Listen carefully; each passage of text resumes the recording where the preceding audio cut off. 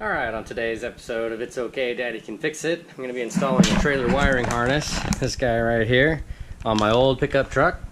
As you know, I've been restoring an old Volkswagen Type 3, and I gave it to a shop called ISP West a few weeks ago. I guess it's actually a week ago last weekend.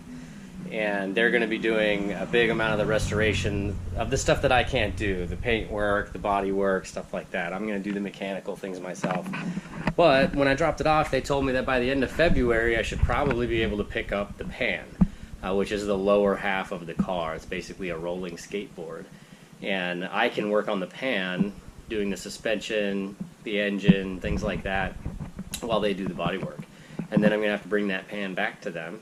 Then they'll put everything back together, and then I got to go up once again and get it. And every time I go up there, it's about a $200 round trip, plus gas, because I've been renting a pickup truck from U-Haul and a trailer to go get this thing. And so I thought, you know, the full-size car with the engine and everything in it weighs about 2,000 pounds. The trailer weighs about 2,000 pounds, and I'm not super comfortable with towing that amount of weight with this old pickup truck. I've got drum brakes all the way around.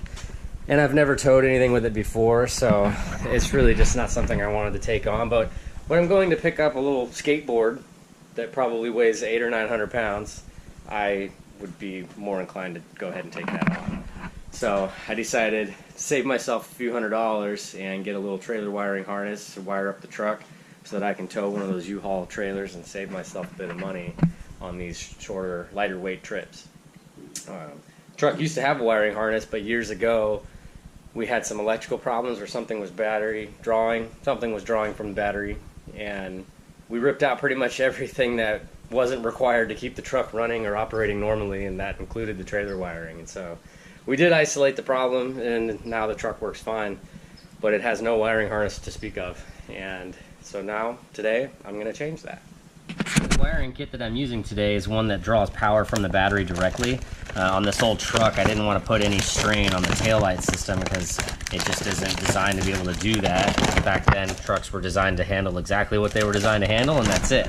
So this system actually has a power wire that you hook up directly to the battery and then run that back to the converter box, where it will then provide its own power, and then it just gets signals instead of power from the taillight assembly. So I do have to tap into those taillights and get the signals to make this work, but it should draw on its own power and not cause any problems to my electrical system. Alright, it took a little longer than I had originally anticipated, partially because I started doing other things, but I've got my trailer wiring harness all hooked up, and I thought I'd show you the end results. You can take a look here. This is the fresh wiring. Let me get the shadow of the camera out of the way here. Right there. That's our fuse. That's my positive battery connection. And then it just kind of goes down into the ground there, and then it runs along the frame all the way to the back of the truck. And then on the back side, I mounted it up underneath the bumper right up here. There's my fresh new box with my lighting kit, and that comes out right here by the hitch, so I can hook up a standard flat 4 wiring harness for pretty much most trailers that I'd want to ever tow. Get this light out of your way. While I was working on it, I came across the bumper. This plate here was loose, and so I cut the bolts off of it because they were too rusted out to take off normally. Put a fresh bolt on there to tighten it down and get it nice and flat. And then I also decided I would take a whack at refilling the gear oil on my transfer case back here.